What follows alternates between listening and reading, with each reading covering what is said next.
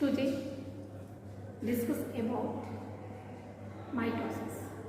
इसके पहले हम लोग न्यूक्लियस, जो कि इसके लिए वेरी इंपॉर्टेंट है, बाकी तो सब इम्पॉर्टेंट है ये, जैसे इसमें न्यूक्लियस पैकेजिंग और क्रोमोसोम। सेल डिवीजन से पढ़ने से पहले इन तीनों टॉपिक के बारे में आपकी पूरी 100% कमांड होना चाहिए, तब आप इसको अच्छे से समझ पाएंगे। ठीक है, जैसे कि माइटोसिस डिवीजन जो होता है, ये जो होता है सोमैटिक सेल्स में होता है। कहाँ होता है ये? सोमैटिक सेल्स कहाँ पे पाया जाता है? ये जो होता है ये सोमैटिक सेल्स में पाया जाता है। ठीक, और जो मियोसिस होता है वो जो मैक्सिमम जो होता है वो आपके जर्म लेयर में या गैमेट्स में, वहाँ पे आपका मियोसिस डिवीजन होता है। ठीक है, यहाँ जैसे कि स्ट्रक्चर में भी लिखा हुआ है आपके, ठीक है, कि सब के सब ये आपके सोमैटिक सेल में, जैसे कि हम पहले सेल साइकिल आपको पढ़ाए थे, तो सेल साइकिल में हमने डिटेल से, आप लोग देखते भी रहिए कि सेल साइकिल में हमने डिटेल से आपको बताया था कि इसमें 2 फेज होता है। एक तो होता है नो डिवाइडिंग फेज, एक होता है डिवाइडिंग फेज। ठीक है, नो डिवाइडिंग फेज में जो होता है, जिसको हम लोग इंटरफेज भी कहते हैं, ठीक है, और या इसको प्रिपरेटरी फेज भी कहते हैं।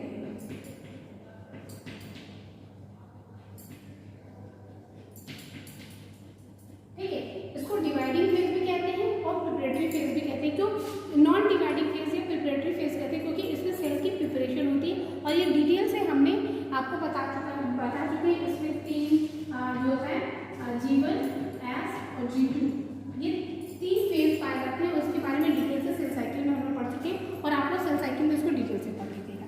ठीक है, दूसरा डिवीजन फेज आता है। आपको याद भी होगा सेल साइकिल का हम जो बना रहे थे, कुछ इस टाइप का स्ट्रक्चर बनाया था ऐसे। ठीक है, और ये जो था आपका डिवाइडिंग करो या माइटोटिक फेज। ठीक है, और ये बाकी सब जो है आपकी ये प्रिपरेटरी फेज। ठीक है, ये स्ट्रक्चर आप पढ़ लीजिएगा उसको आगे जाकर। ठीक है, मतलब सेल डिवीजन। ठीक, और यहाँ पे देखिए हम इसको डिवीजन फेज को M फेज कहते हैं। M फॉर माइटोटिक भी हो सकता है, M फॉर मियोसिस भी हो सकता है, दोनों हो सकता है। ठीक है, तो मियोसिस फेज में या माइटोटिक फेज में हम लोग 2 चीज पढ़ते हैं, कैरियोकाइनेसिस और साइटोकाइनेसिस। यहाँ पे हमने देख रखा है कि ये हमारा कैरियोकाइनेसिस है, ये साइटोकाइनेसिस है। कैरियोकाइनेसिस मतलब डिवीजन ऑफ न्यूक्लियस, और साइटोकाइनेसिस मतलब डिवीजन ऑफ सेल। तो डिवीजन ऑफ न्यूक्लियस में प्रोफेज, मेटाफेज, एनाफेज और टेलोफेज, इसका डिस्कशन करेंगे हम लोग अभी आगे इसी वीडियो में।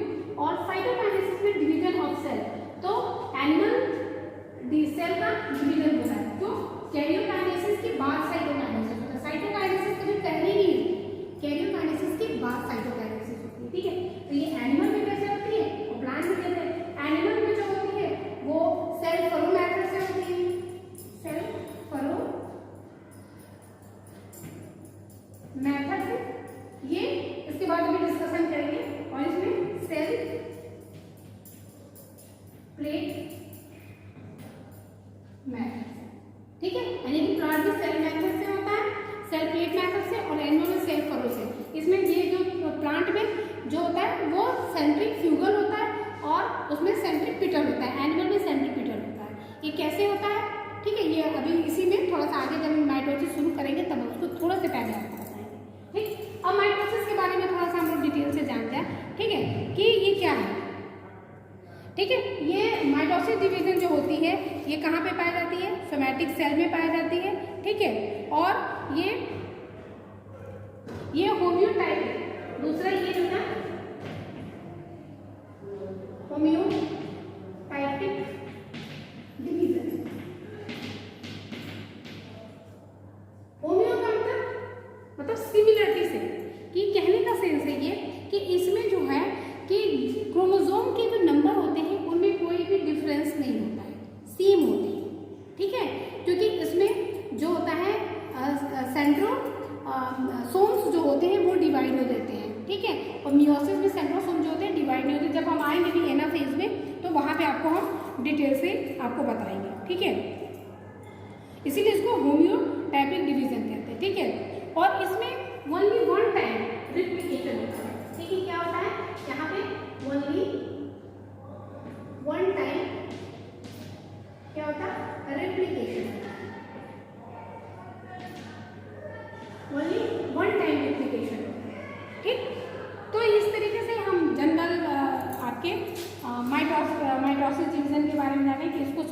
सेल में होता है। ये होम्योटाइपिक डिवीजन है। और दूसरा कि ये ओनली वन टाइम रिप्लिकेशन इसमें होता है, ठीक है। और वन राउंड सेग्रीगेशन भी होता है, ओनली वन टाइम रिप्लिकेशन। और इसको ओनली वन टाइम सेग्रीगेशन, ठीक है। तो ओनली वन टाइम सेग्रीगेशन होता है, ओनली वन टाइम रिप्लिकेशन होता है।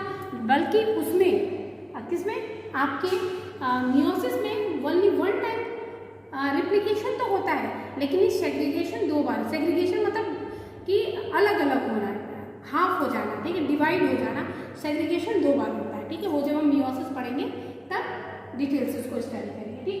अब मियोसिस डिवीजन के बारे में हम लोग जनरल चीजें जानेंगे। अब मियोसिस होता है जो एनिमल में जो मियोसिस होता है उसको एनिमल मियोसिस कहते हैं, जो प्लांट में होता है उसको प्लांट मियोसिस कहते हैं। जो एनिमल मियोसिस को जो है टर्म दिया था फ्लेमिंग ने, और प्लांट का दिया था स्ट्रासबर्गर ने, ठीक है। स्ट्रासबर्गर ने क्रोमोसोम का भी टर्म दिया था, ठीक है। तो स्ट्रासबर्गर ने प्लांट के केस में बताया था और फ्लेमिंग ने एनिमल के केस में बताया था, ठीक है। किसके? एनिमल माइटोसिस और प्लांट माइटोसिस के बारे में किसने बताया था? एनिमल में आपको प्लांट एनिमल मियोसिस के बारे में फ्लेमिंग ने टर्म दिया था, और वहां पर प्लांट मियोसिस में आपके स्ट्रासबर्गर ने दिया था, ठीक। इसको देखिए, इसमें क्या होता है, ये केवल डिप्लॉइड सेल्स में होता है।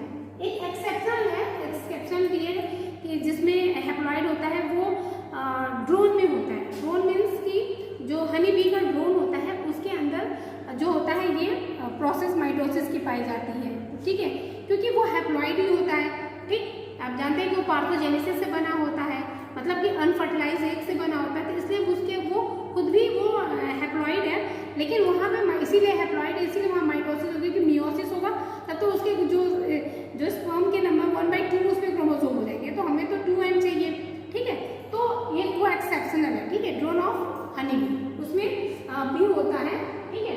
और ये ज़्यादातर जो आप एनिमल में देखेंगे तो ये क्या होता है, डिप्लॉइड सेल होते हैं और सोमैटिक सेल जिसको हम लोग कहते हैं, ठीक है। इसको कहते हैं आल्सो कॉल्ड एस्ट्रल माइटोसिस, ठीक है, इसको एस्ट्रल माइटोसिस कहते हैं, ठीक है।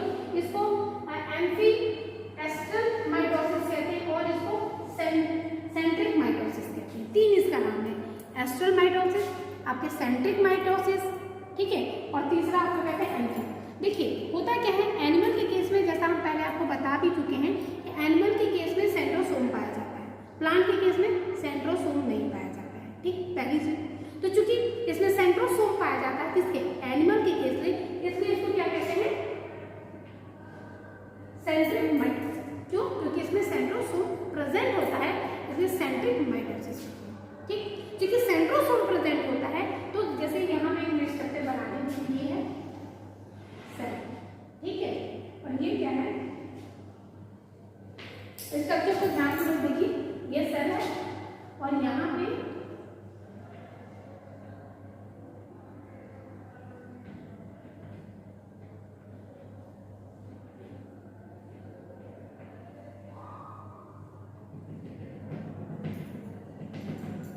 सेंट्रोसोम, क्या है, सेंट्रोसोम, ठीक है। अब सेंट्रोसोम से दो टाइप की रेज निकलती है, एक लॉन्ग रेज निकलती है, जैसे यहां से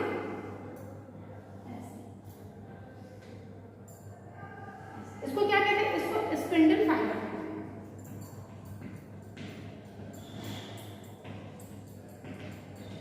इसको स्पिंडल फाइबर कहते हैं। और सेंट्रोसोम से एक छोटी रेज निकलती है, ठीक है, ऐसे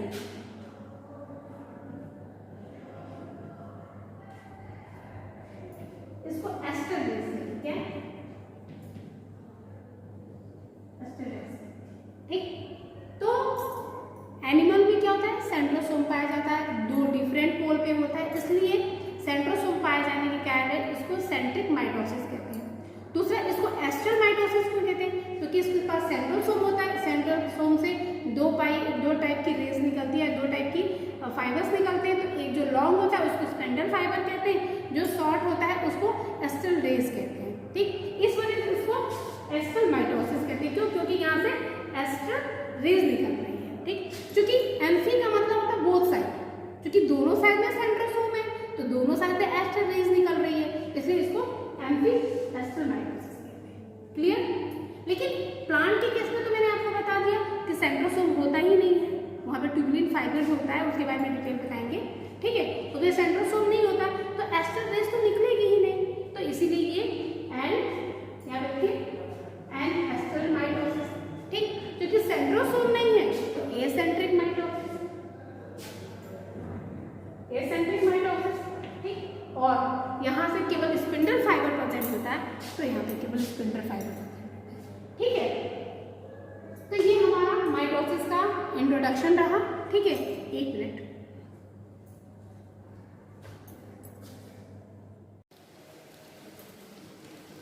हाँ, तो हम लोगों ने क्या पढ़ा था? तो हम लोगों ने ये पढ़ा था कि माइटोसिस डिवीज़न में पहले क्योंकि आपका डिवीज़न फेज था और उसके पहले वाला जो हम लोग इसके पहले जो हम लोग पढ़े थे तो वो था। अब देखिए डिवीज़न फेज में क्या होता है कि डिवीज़न फेज में आकर के आपके कैरियोकाइनेसिस और आपके साइटोकाइनेसिस दो चीज़ होती है। कैरियोकाइनेसिस मतलब मैं बता ही चुकी हूँ कि जिसमें न्यूक्लियस का डिवीज़न होता है और इसमें कैरियोकाइनेसिस में 4 स्टेज पाए जाते हैं। प्रोफेज, ठीक है, प्रोफेज आपका, फिर मेटाफेज, फिर एनाफेज और टेलोफेज। ठीक, साइटोकाइनेसिस में भी 2 टाइप का है, प्लांट में दूसरे टाइप का होता है और एनिमल में दूसरे टाइप का होता है। जो प्लांट में होता है उसको हम लोग कहते हैं आपका प्लेट मेथड के द्वारा होता है। ठीक है, सेल प्लेट मेथड के द्वारा होता है और इसमें सेंट्रीफ्यूगल होता है। ठीक है, और इसमें जो होता है एनिमल में जो होता है सेल फरो मेथड से होता है और ये सेंट्रीपिटल होता है। अब सेंट्रीपिटल और सेंट्रीफ्यूगल का थोड़ा सा हम लोग समझ लेते हैं, फिर उसके बाद आगे बढ़ते हैं। ठीक है, जैसे कि ये मान लीजिए ये सेल है, ठीक है, एनिमल सेल की बात कर रहे हैं, तो ये अगर ये एनिमल सेल है तो ये, ठीक, ये एनिमल सेल है। ठीक है, अब एनिमल सेल के बीच में यहाँ से जो होता है, क्योंकि आपका न्यूक्लियस पहले डिवाइड हो चुका है। ठीक, अब ये क्या करती है, इसमें एक फरो का ऐसे फॉर्मेशन करती है और फाइनली क्या करके ये 2 सेल में आपके डिवाइड करती है। ठीक, यानी कि बीच से इन्वेजिनेशन स्टार्ट होता है सेल से, और सेल जो होती है फरो मेथड में फरो टाइप का फॉर्मेशन होता है और सेल्स होती है 2 भागों में डिवाइड करती है। ठीक है, अब आते हैं कि इन प्लांट में क्या होता है। अब जैसे प्लांट की सेल, हम एक प्लांट की सेल रहती है, मान लीजिए प्लांट, ठीक है, ये प्लांट की सेल है। ठीक, और जब प्लांट की सेल में डिवीजन होता है तो बीच में फ्रेगोप्लास्ट का फॉर्मेशन होता है। देखिए यहाँ पे कुछ ये गोल्गी बॉडी होती है, ये बॉडी प्लस जो आपका सेंट्रोसोम्स होते हैं या जो सेंट्रोसोम्स होते हैं, ये या सेंट्रोसोम्स का भी, सेंट्रोसोम तो प्लांट में होते नहीं, वो स्पिंडल फाइबर, स्पिंडल फाइबर।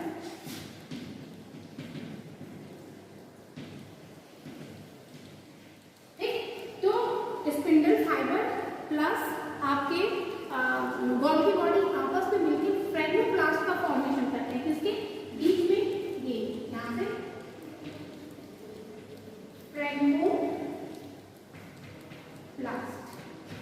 फ्रेगोप्लास्ट का फॉर्मेशन कर देते हैं और वो फ्रेगोप्लास्ट एक प्लेट का फॉर्मेशन करते हैं और वो प्लेट धीरे धीरे सेंटर से बाहर की तरफ जाती है, इसीलिए इसको ये इधर की तरफ ऐसे मूव करनी होती है, इसलिए इसको सेंट्रीफ्यूगल, यानी कि सेंटर से बाहर की साइड में जा रही है तो सेंट्रीफ्यूगल कहते हैं। और एनिमल के केस में जो फरो सेंटर की तरफ आती है इसलिए इसको सेंट्रीपिटल कहते हैं। बहुत इंपॉर्टेंट है कि सेंट्रीफ्यूगल और सेंट्रीपिटल। सेंट्रीफ्यूगल प्लांट के केस में होता है, उसमें फ्रेगोप्लास्ट का फॉर्मेशन होता है, किसके से, आपकी गोल्गी बॉडी से, और आपके स्पिंडल फाइबर मिलकर फ्रेगोप्लास्ट का बनते हैं, एक प्लेट लाइक स्ट्रक्चर बनती है जो सेंटर से पेरिफेरल की तरफ में मूव करती है, इसलिए उसको सेंट्रीफ्यूगल कहते हैं।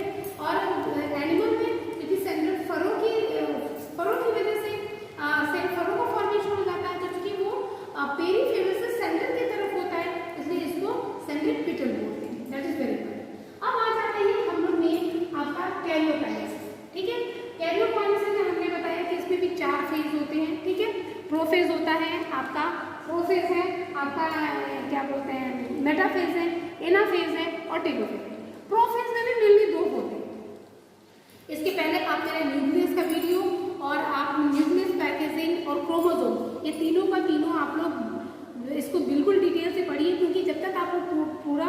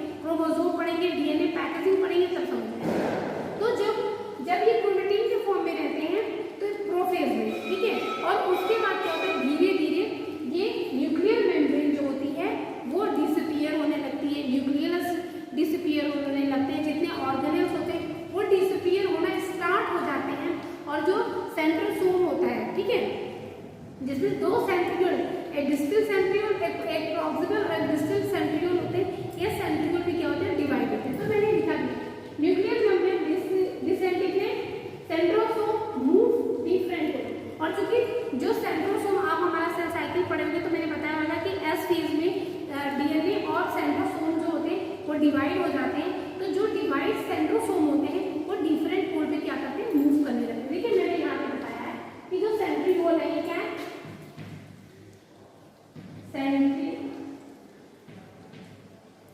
सेंट्रोसोम है, ठीक है। ये सेंट्रोसोम क्या होते हैं, दो डिफरेंट पोल में ये दो एक सेंट्रोसोम में दो सेंट्रियोल होते हैं। अब ये डिफरेंट पोल की तरफ मूव करने लगते हैं क्योंकि इनकी डिवीजन तो एस टाइप में हो जाता है। और ईयरली प्रोफेज में आपके न्यूक्लियर मेम्ब्रेन, न्यूक्लियोलस, ऑर्गेनेल्स जितने होते हैं वो सब के सब क्या होते हैं, डिसइंटीग्रेट हो जाते हैं, ठीक। अब लेट प्रोफेज में क्या होता है, लेट प्रोफेज में न्यूक्लियर मेम्ब्रेन, ऑर्गेनेल्स और आपके क्या बोलते हैं न्यूक्लियोलस, ये सब के सब डिसअपियर हो जाते हैं, डिसइंटीग्रेट हो जाते हैं कंप्लीटली। ये आपको सेल में नहीं दिखाई देते हैं। और जो सेंट्रोसोम होता है वो दो डिफरेंट पोल पे जाकर के मूव कर जाता है। देखिए यहाँ पे दो डिफरेंट पोल में आ जाता है, ठीक है, दो डिफरेंट पोल पे चले जाते हैं और वहाँ से स्पिंडल फाइबर का फॉर्मेशन होता है। क्योंकि इसके पहले हम आपको बताएं कि स्पिंडल फाइबर का कैसे और स्पिंडल एपरेटस का फॉर्मेशन कैसे होता है, ये अभी मैंने आपको इसके पहले वाले में मैं आपको सब बता चुकी हूँ, ठीक है। अब यहाँ पे ये स्पिंडल फाइबर बन जाते हैं और ये स्पिंडल फाइबर जो होते हैं दोनों साइड से सेंट्रोसोम से क्या होते हैं, आपस में जुड़े होते हैं। अब मेटाफेज में आ जाते हैं।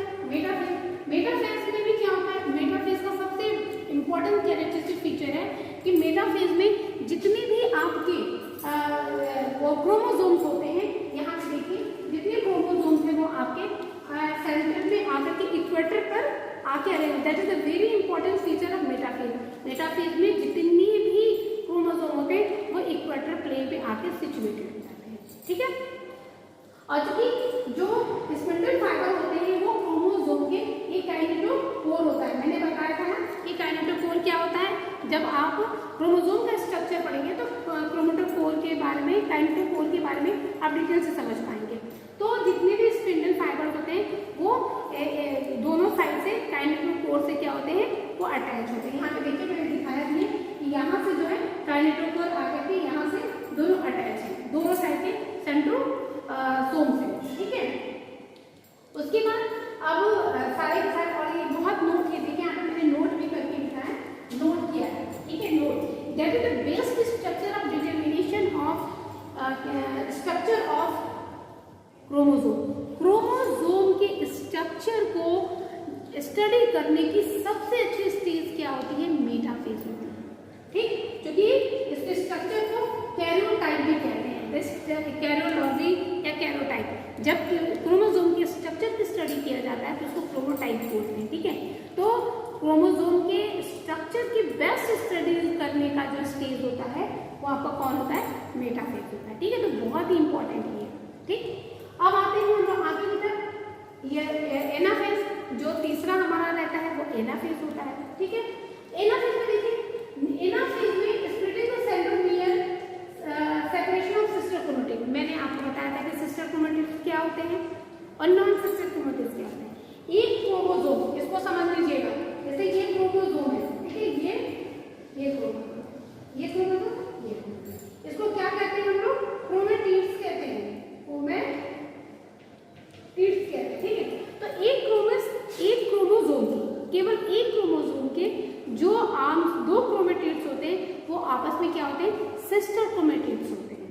और दो क्रोमोसोम के क्रोमैटिड्स आपस में क्या होते हैं, नॉन सिस्टर क्रोमैटिड्स होते हैं। ये पूरा मैंने डीएनए पैकेजिंग में बता रखा है, आप लोग उसको पढ़िएगा, और नहीं तो क्रोमोसोम में बता रखा होगा, उसको डिटेल से पढ़िएगा, ठीक है। अब क्या होता है कि जो आपका बीच का सेंट्रोसोम्स होता है वो बीच से ब्रेक हो जाता है, ठीक। बीच से ब्रेक हो जाने के बाद एक जो टू पेयर क्रोमैटिड्स रहते हैं, तो एक पेयर दूसरे साइड में चला जाता है और एक पेयर दूसरे साइड से चला जाता है। देखिए यहाँ पे ब्रेकिंग हो गई है, हम देखेंगे splitting of centrosome separate the sister chromatid. और सेंट्रोसोम के स्प्लिटिंग होने से जो दोनों क्रोमोसोम के जो दो क्रोमैटिड्स होते हैं या one pair of chromatids goes to different पोल।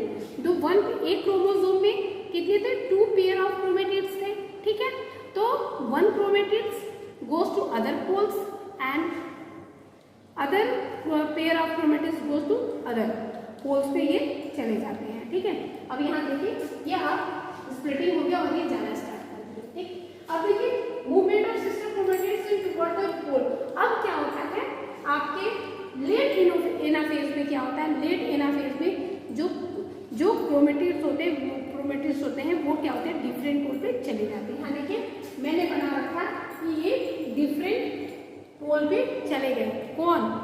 आपके जो सिस्टर क्रोमैटिड्स थे वो दोनों डिफरेंट। एक चीज और बहुत इम्पोर्टेंट बात है इसमें आप देख रहे होंगे कि जो क्रोमोसोम है, ठीक है, मैंने कहा था कि अभी कहा था कि जो ये माइटोसिस होती है सोमैटिक सेल्स में होती है। ठीक है, सोमैटिक सेल्स में होती है, लेकिन इसमें जो क्रोमोसोम के नंबर होते हैं वो उसमें कोई चेंज ही नहीं होती, वो सेम ही रहती। क्यों? क्योंकि देखिए यही पे पता चल जाता है, क्योंकि यहाँ से जो सेंट्रोसोम होते हैं वो दो भागों में आधा आधा टूट जाते हैं। ठीक, ना कि आधा, एक उधर चला जाता है एक उधर चला जाता है।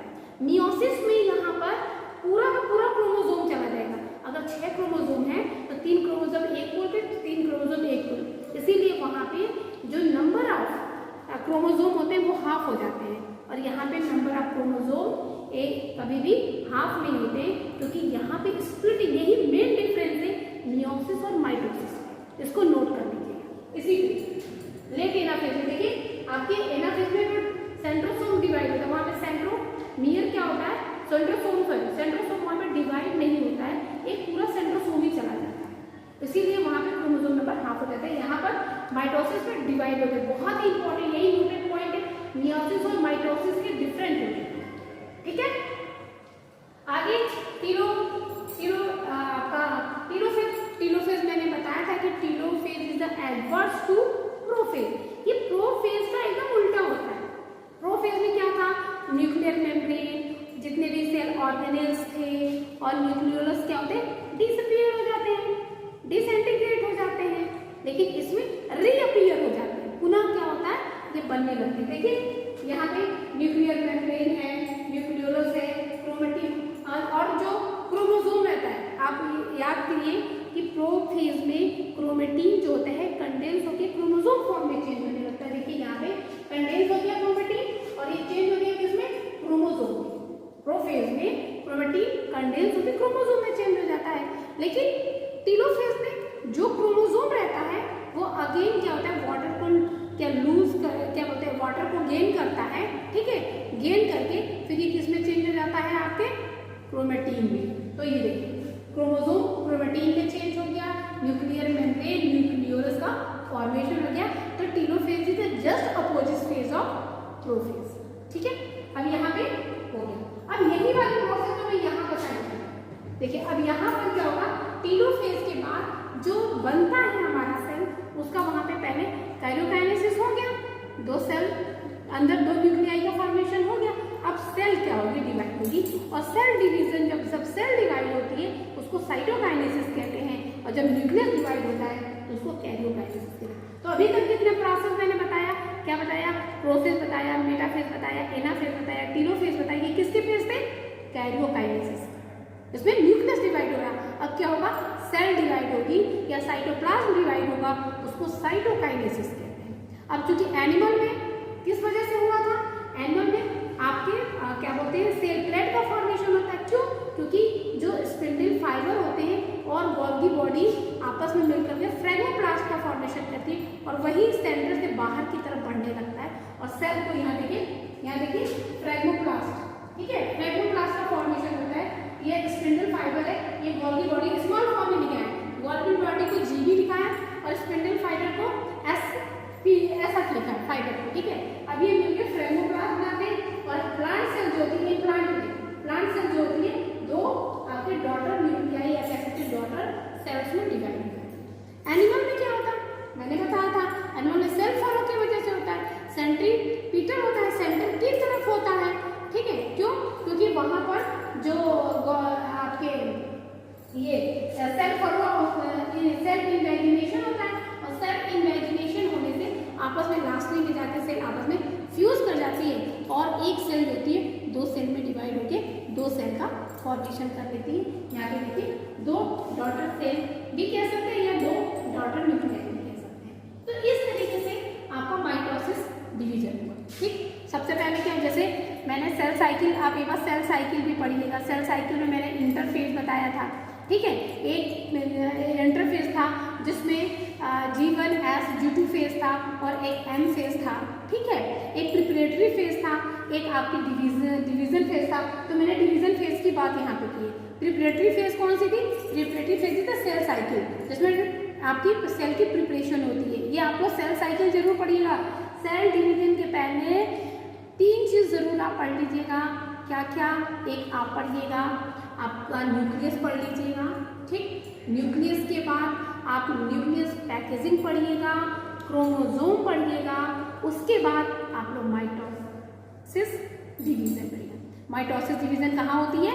सोमैटिक सेल में होती है। जैसे आपके जो घाव हो जाते हैं वो कैसे भर जाते हैं? इसी डिवीजन की वजह से भरते हैं। ठीक है, तो आप लोग इसको डिटेल से स्टडी करिए। ठीक है, इसके बाद मेरा मियोसिस, क्योंकि आप जितने बार डिवीजन सेल साइकिल पढ़िए, डिवीजन पढ़िए। ठीक है, सेल साइकिल को हमेशा पढ़िए, क्योंकि cell cycle is the base of the आपका माइटोसिस एंड मियोसिस। ठीक है, तो थैंक यू। आप मेरे चैनल को ऐसे ही इस पर पढ़ते रहिए, लाइक करते रहिए, सब्सक्राइब करते रहिए।